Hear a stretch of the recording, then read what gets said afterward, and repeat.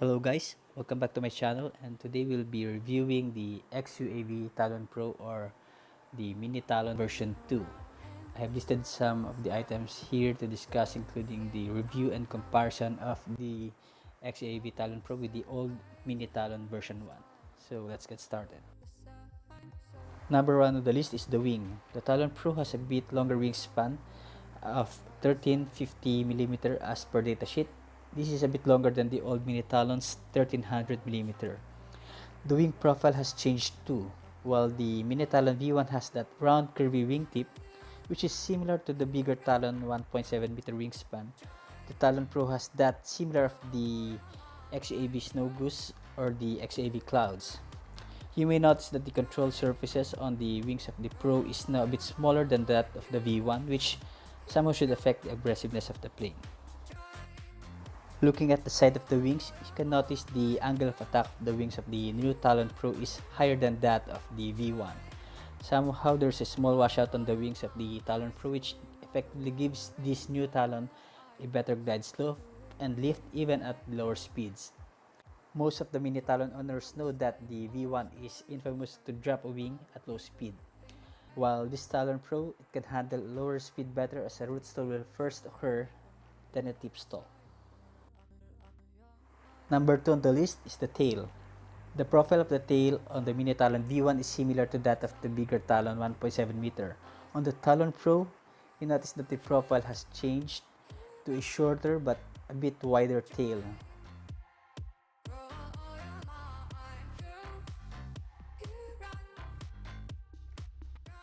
Number 3 on the list is the motor mount. The new Talon Pro sports an unobstructed motor mount similar to what we can find on the Nano Talon Evo or Reptile SH100, where there's no foam around the motor. This is in contrast with the V1, where the motor mount has that foam covering around it, or what we can say as a flashed motor. Number 4 is the fuselage. The new Talon Pro has obviously wider fuselage compared to that of the V1. It has a bigger battery base sporting a 23cm length by 7.7cm width and 8.5cm depth measured at the opening.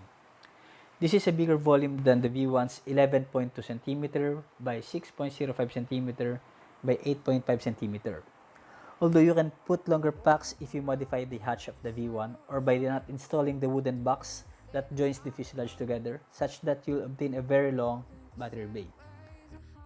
Out from the box, you can see that the Talon Pro has a streamlined fuselage, no draggy surfaces like that on the V1, but that is something addressable by printing a canopy, belly cover, or sanding off the nose wheel part.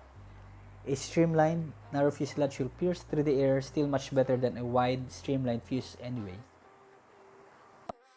Another downside of having a wide fuselage is that it makes it a bit awkward to hold, especially when doing hand launches. The V1 is much more confident to launch by hand. Launching a Talon Pro by hand is somewhat similar to launching a My-Fly Dream Crosswind Mini, as both have wide bellies, though adding a tape to improve grip could help. Number 5 is the nose of the fuselage. The V1 is really obviously ready for FPV, while on the Pro, it may seem that it's not ready due to the aerodynamic nose out of the box. But it just requires you to cut a piece of your foam on the nose and voila, you have your FPV deck. This is good if you don't have access to 3D printers. You don't need to print canopy to make it aerodynamic. You just have to cut a small section for the camera. Number 6 is efficiency and payload.